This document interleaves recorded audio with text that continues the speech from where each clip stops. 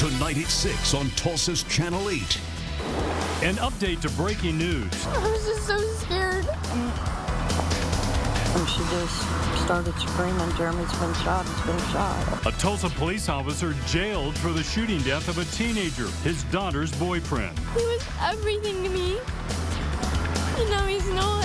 He's gone. Tonight, Channel 8 has live team coverage. You're watching KTUL, Tulsa's Channel 8.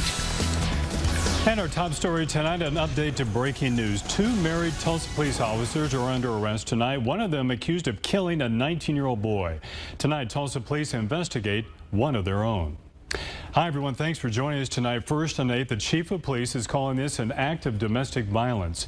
An officer allegedly shoots and kills his daughter's boyfriend. It happened around 9 last night near 200 North Maybell. Tulsa police say 54-year-old Shannon Kepler drove up, confronted his daughter and her boyfriend, then opened fire, shooting Jeremy Lake. Witnesses say Kepler also fired upon his daughter, but missed. Kepler then fled. Police called his wife Gina, who then contacted an attorney. The 2 surrendered to detectives, Kepler for murder and his wife for accessory. The gun has been recovered. However, the suspect's black Suburban is still missing tonight. In just the past hour, Channel 8 talked exclusively with Shannon Kepler's attorney. Richard O'Carroll spoke to Kim Jackson at the Tulsa County Jail. He says Gina Kepler is being held for remaining silent and that his client, Shannon Kepler, has a valid defense. Here's a portion of that interview. I move forward like I always move forward. You're presumed innocent, and he has a valid defense, and I want to anticipate that he will present that in a timely fashion in a proper forum. But just to hear all the noise on Facebook and Twitter and even the mainstream media, I think that the citizens will become so contaminated he will never get a fair trial. Be sure to watch more of the exclusive interview tonight at 10 and, of course, also at KTUL.com.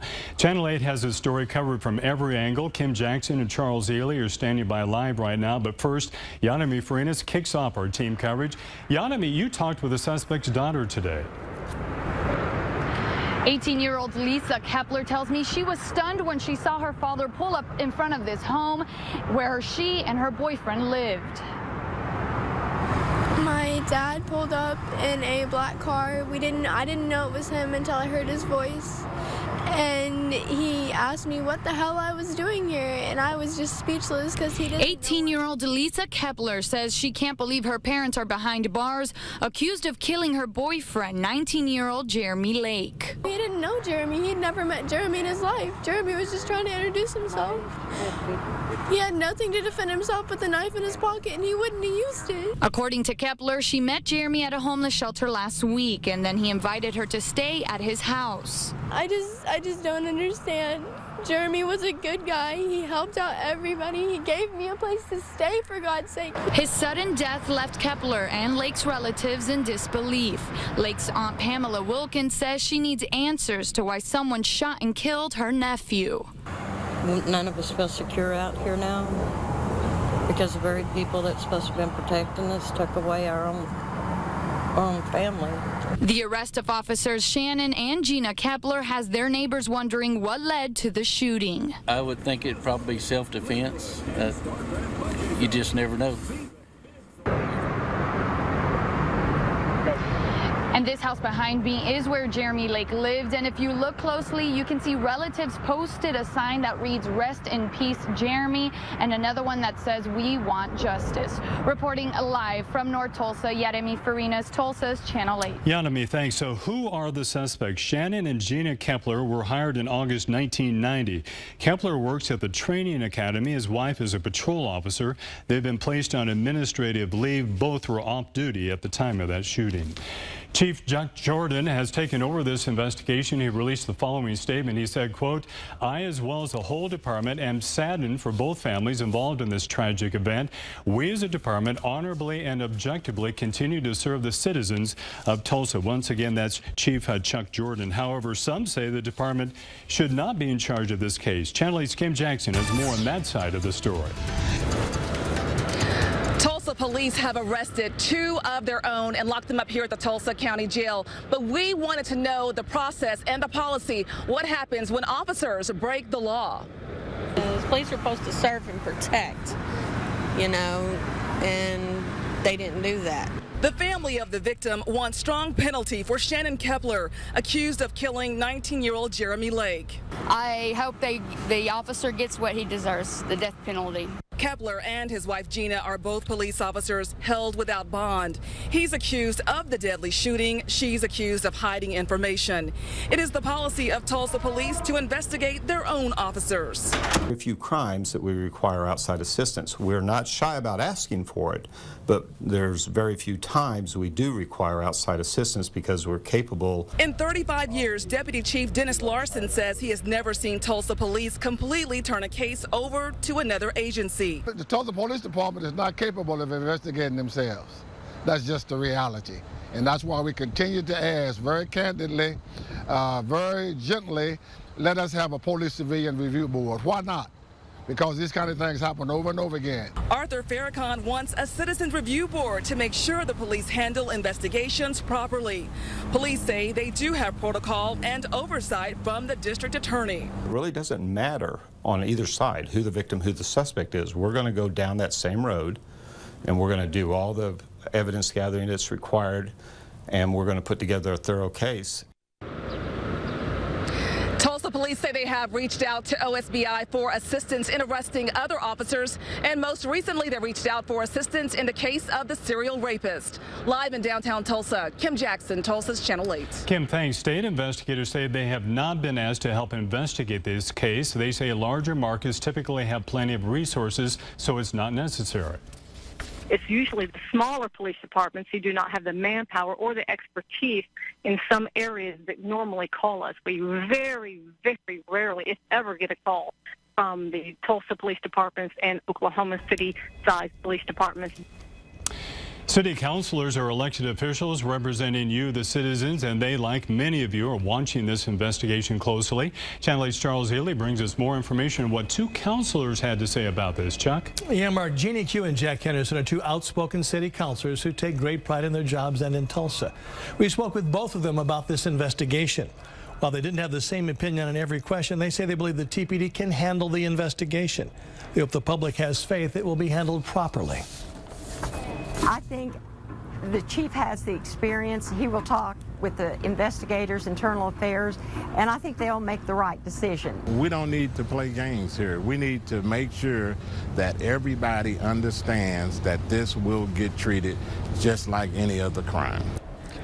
Now, both councilors were expecting a news conference with Chief Chuck Jordan. They'd like the public to have as much information as can be revealed, but so far we don't have any word about one being scheduled. But Mark, either way, this seems to be a case that everyone will be watching. Back to you. All right, thanks, Chuck. To see any of the stories in tonight's newscast, including our entire interview with Kepler's daughter and his attorney, just go to our website, KTUL.com. You'll find it there on our homepage. And now, the first forecast in the Oklahoma Ford Storm Center. It's been a hot and humid day today, and we even saw a few isolated showers and thunderstorms popping up during the heat of the day. Looking outside right now, though, most of the activity is really wrapped up across eastern Oklahoma, so we may just see a few mid to high level clouds passing through. Now, that doesn't mean that the chance for rain is completely gone for the remainder of tonight into early tomorrow morning. We will see another disturbance passing through the area as a front hangs out back to the north. Now, in some areas, we have seen temperatures drop off into the mid to upper 80s thanks to the cloud cover and the rain, like in Veneta and Claremore, but most locations are still dealing with 90-degree heat, and more heat and humidity is on the way. I'll show you which day is going to be the warmest, when the next chance of rain will be moving in, and what's in store for your weekend in a few minutes. Tonight, a man is in the hospital after he was shot at a party in South Tulsa. That happened just before midnight in an apartment near 63rd and Peoria. Officers say two girls got into a dispute with a man at the party. A friend or relative of the girls then left that party. He returned with a gun and shot the man. The status of the victim is unknown tonight, and a suspect has not been arrested. City crews spent the day working on 5 water line breaks, 2 of them causing streets and lanes to be shut down and leaving 11 businesses without water. Despite that, Channel 8's Kimberly Halsey found out there have been fewer repairs made this year. It's a sight this area of 23rd and Jackson is getting used to. Last winter, this same area had a water line break, and this morning, another 16-inch line broke, causing the street to flood. The city of Tulsa says the weather is the main cause to these breaks. Ground shifts, temperatures change, especially frequently here in the last few months. We've been seeing a lot of cooler temperatures than we're used to, and then it gets hot again. So with those influx in temperatures and the ground movement, that's what those water line breaks occur. The second large break was to a 12-inch line at 41st and Memorial. One lane northbound is closed. There is no water running through the streets, and the city says it was prevented because of early reporting. Crews were able to get to the area quickly and shut down the water. When we get those calls, emergency line breaks, early, midnight hours, our crews go out immediately. It's a 24-hour line, it's 365 days a week. So they're out there immediately, there to shut down the line and, get the work done as quickly as possible. The city of Tulsa says this year water use and water line breaks are down. In July, only 55 water line breaks were reported, and the 5-year average is 161. When crews are out there, they're trying to manage the situation, they're trying to get under control, shut down the water line. So just be aware of crews that are out there working and just avoid some of those areas. Kimberly Holsey, Tulsa's Channel 8. The break at 41st and Memorial was fixed by 10 this morning. The northbound lane is closed for street repairs. Repairs on Jackson should be all done by tomorrow. U.S. Supreme Court could decide whether Oklahoma's ban on gay marriage is constitutional. The appeal was filed today by an organization representing Tulsa's county clerk. Sally Howe-Smith was sued because she refused to grant a marriage license to a same-sex couple. An appeals court sided with the couple and a federal judge last month saying the ban was unconstitutional. The ban was approved by more than 75% of voters back in 2004. Going back to class hungry and even homeless, how you can help local kids get some nutritious snacks. And caught on camera, a 16-year-old boy dressed up like an old man. He's accused of robbing 3 banks. And it's going to be a warm evening. Right now, most locations across the metro sitting in the 90s and the 80s. I'll show you whether or not we'll see any relief from the heat over the next 8 days after the break. You come down with it. Well, always the extreme is things like death. Plus, tick disease on the rise here in Oklahoma. At least 80 people have come down with Rocky Mountain spotted fever. Caught on camera, a teenage boy posing as an elderly man, allegedly robbing 3 Oklahoma banks. That teenager is now charged as a youthful offender. An attorney for 17-year-old Andrew Paul Wilson recently contacted police. Wilson surrendered at the Cleveland County Courthouse. He allegedly ripped off 2 banks and more when he was just 16, posing as an elderly man. FBI normally takes on bank robberies, but decided not to take jurisdiction with this one. My guess would be that we're better suited, Oklahoma's youthful offender system is better suited to handle a juvenile who's been accused of bank robbery. We're told Wilson is also connected to an Oklahoma City bank robbery. The teen previously had a clean record, must now talk to a psychologist. After that, he could be reclassified as an adult offender, which could mean prison time. Warm weather means more time spent outdoors, but before you go outside, make sure you're protected from dangerous insects. Rocky Mountain spotted fever is one of many diseases a tick can carry. So far this year, Oklahoma has seen 80 cases of that illness, 8 of them here in Tulsa. You're going to feel horrible for that week, basically, because you're going to have the fever, the abdominal cramps, nausea, vomiting, muscle aches. You're probably not going to want to get out of bed or even leave your house. Side effects can vary depending on age and immune strength, system strength. Most ticks live in wooded areas and places with tall grass. Always check yourself, especially under the folds of your skin after spending any time in these areas. To prevent tick bites, the health department recommends wearing long sleeve shirts and using bug spray with DEET. Helping children who are hungry and homeless. A local food pantry is taking donations for kids going back to class. For the month of August, Iron Gate will work to restock its kids pantry. It's part of their back to school challenge. The organization gives out 1,000 snack packs every month, but they say now's a crucial time of the year and nutrition is key. We normally try to keep them as healthy and nutritious as possible. So we do boxed milk, juice boxes, fruit cups, raisins. Right now we're even giving popcorn as a fun little treat in the snack packs.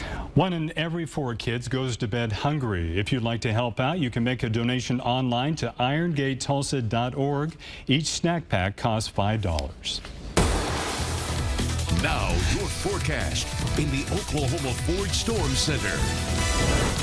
After a dry couple of days, we saw a few isolated showers and thunderstorms develop late this afternoon, but most of the activity is really wrapping up very quickly. Taking a look at HD Max 8000, you can see those showers and thunderstorms as they were developing just to the north of I-44, right over parts of Oologah, and then traveling to the northeast very slowly, producing some wind gusts up to 40-50 miles an hour. No severe weather was issued. No warnings were issued across the area. We have no watches, and that's pretty much how the pattern is going to stay for tonight. Now, there is always going to be that slight chance for pop-up shower and thunderstorm here over the next several days, and it's all really due to a storm system that's hanging out back to the north of us. But here's the current storm cell that tracked off to the northeast, passing just to the south of Miami. So a few showers here and there. Even around Chelsea, we did see some strong gusty winds, and around Veneta, you ended up being a little rain-cooled once the storm cell moved over your area. Right now, though, the rest of the area is looking at dry conditions. However, we're watching this huge complex of storms over northern Kansas right now, over Kansas City and Missouri and Arkansas,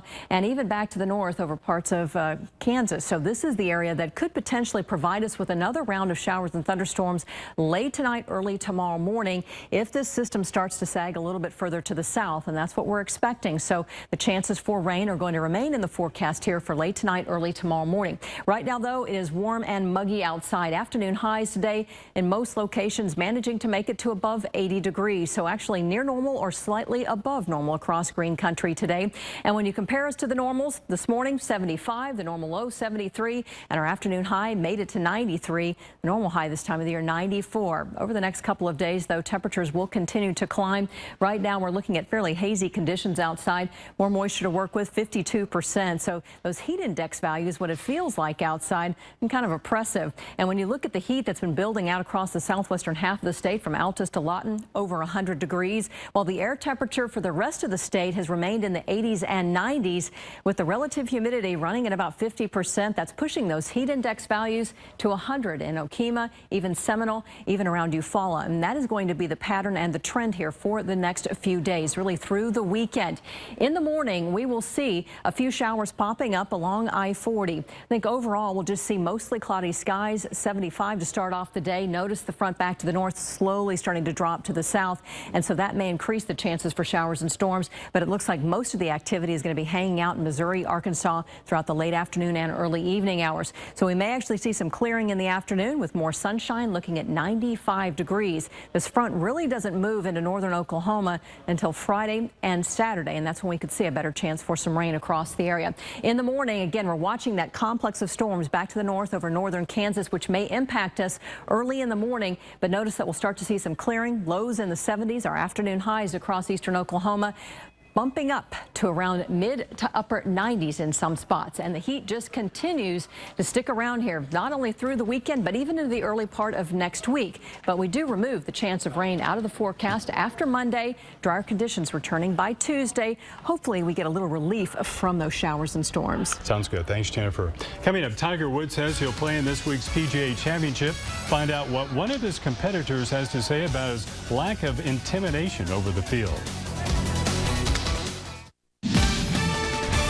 All of the practice time is now complete for the start of the PGA Championship tomorrow in Louisville. Former OSU Cowboy Ricky Fowler will look to continue his streak of impressive performances in the majors. He's finished in the top 5 of the previous 3, the only player on tour that can claim that stat. He's one of 4 golfers with local ties this weekend. You have Charles Howell III teeing off at 6:40 Central Time tomorrow morning. Then Ricky, he's on the tee at 9:05. Arkansan John Daly's next up. He tees off at 9:30. And Hunter Mahan, he's the final one to tee off at 2:50 in the afternoon. A golfer that doesn't have any local ties, but everyone will be looking for is former world #1 Tiger Woods. He arrived at Valhalla this afternoon just days after leaving the Bridgestone Invitational when he re-aggravated his surgically repaired back. He said today he plans on playing, but do the other players really care? Adam Scott says that Tiger's lost that mental edge he had over the field. The dominance, of Tiger's play over a 10-year period is unmatched, really, I'd have to say, and was quite incredible. And I think the biggest difference between me seeing Tiger play like that when I was a lot younger, less experienced, and I think the biggest thing that held me back was not believing, and probably most guys felt we were beaten before we got out there, and that's different now. That is really interesting to hear. A player that grew up idolizing Tiger Woods, watched him go through his Tiger Slam, now says, Tiger who? You look at Tiger, though, and he is built. He is built, but those injuries have started to pile up. First his knee, now his back. Who knows? He's getting old. He is. He is. I should say. A lot older than he is. All right, got weather coming in tonight? You know, we do have a slight chance for some showers and thunderstorms, I think, late tonight, early tomorrow over parts of green country. Not everybody's going to get rain, but it's going to be hot and humid the next few days. All right, thanks, Temper. We'll see you tonight at 10.